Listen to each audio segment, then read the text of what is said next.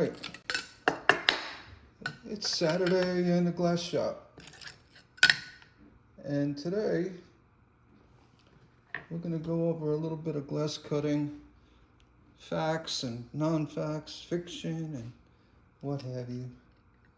There's one that comes to mind. A lot of folks are taught you can't, when you score glass, always use a little oil. When you score glass, you shouldn't go back over the score, which is correct for more than just the fact it may dull on the wheel. As far as dulling the wheel, that's not going to happen unless you keep running back and forth like that. I'm not going to do it. I don't want to dull on my wheel.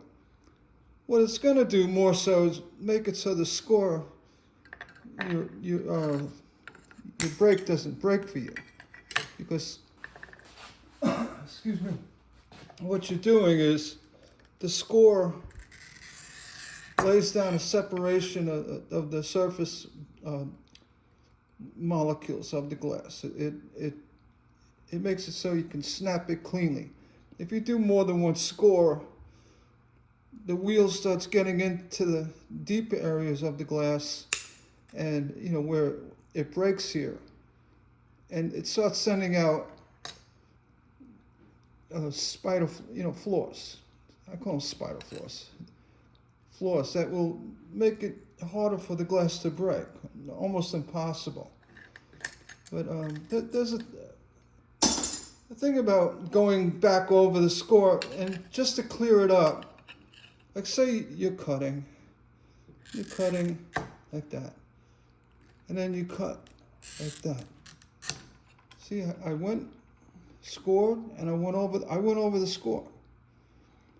That's not going to dull on your wheel, not in any significant way. So, and a lot of times it's an advantage to score and then score to get into areas that you need to break, like that.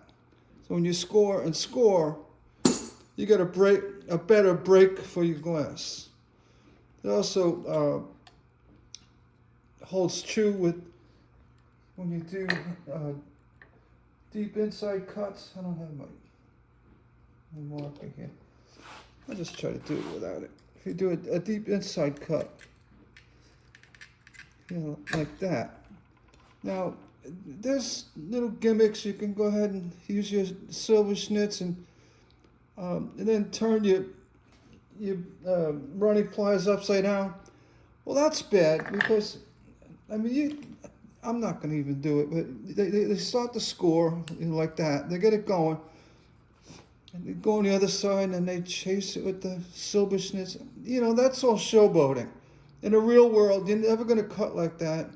And if you do, you may take the opportunity to do that, but if you're going to try to remove a deep inside curve, make sure you always do it with a relief cut of some sort. In other words, a relief cut is coming in and doing something like that. What that's going to do, see, I already got this broken, so it's not a good time to show it, but it's going to allow you to get deeper inside that score to get to your desired cut. Okay, and again, the showboating, and that didn't work. But what they do is they chase it back, and then they go with their silver schnitz, and it's really for doing deep inside curves. Hey, get it on another piece of glass. Get something over here. Some of this orange here. You can see the score.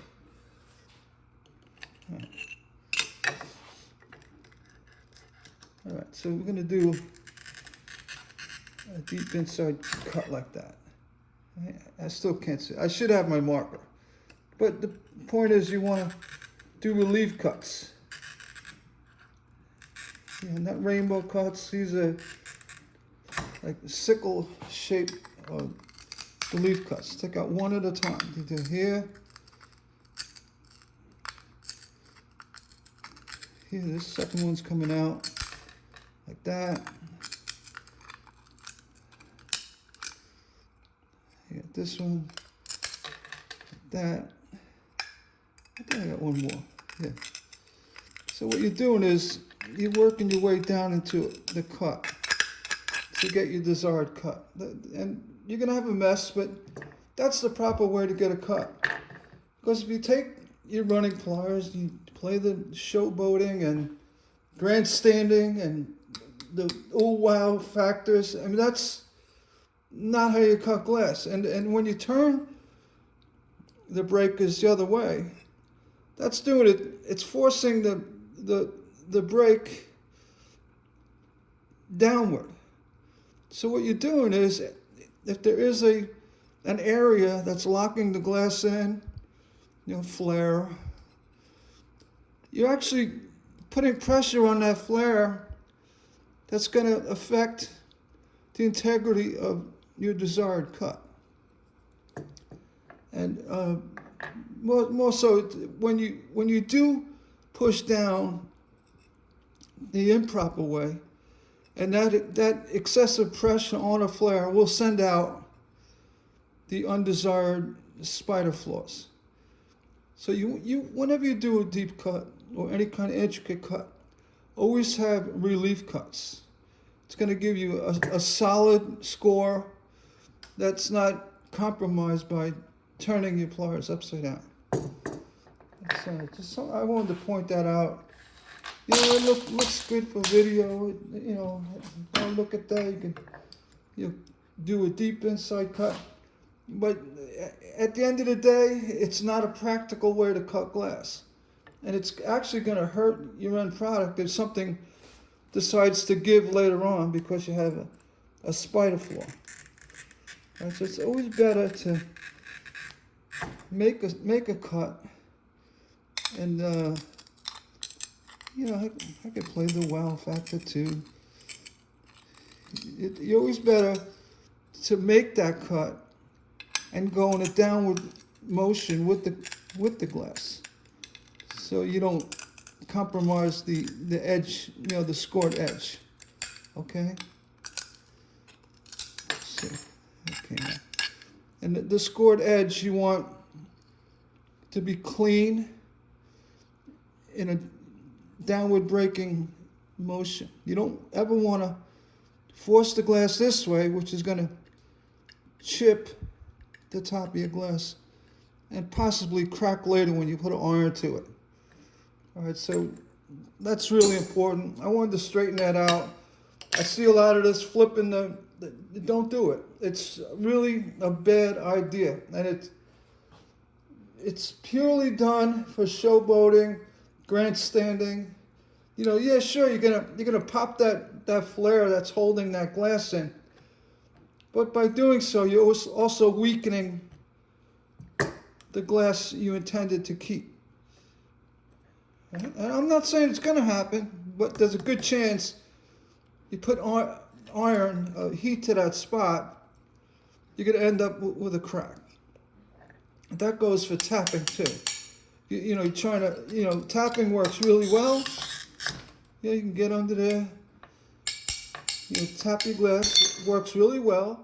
But from tapping, you're doing, when the ball hits the glass, it's sending out micro spider flaws from where you tap.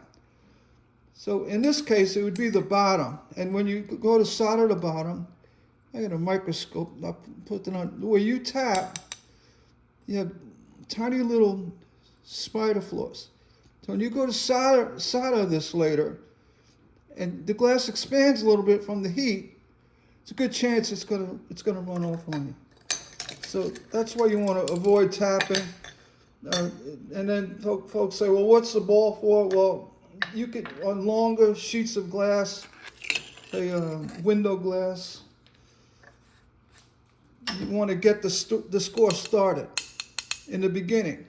So when you snap it, you want to put a little bit of a weak spot on the end. You want to start that score. So that's what the ball's for, to tap it.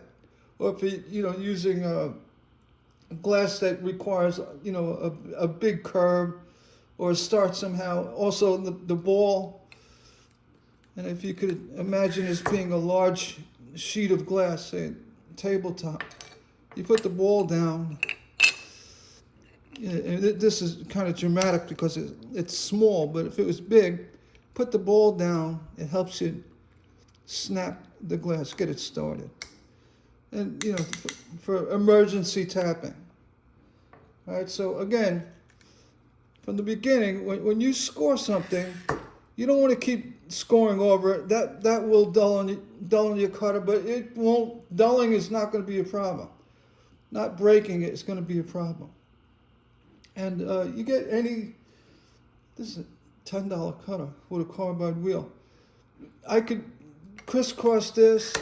Look, I'm going over the score.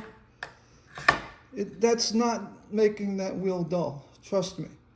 It's not going to affect the wheel at all.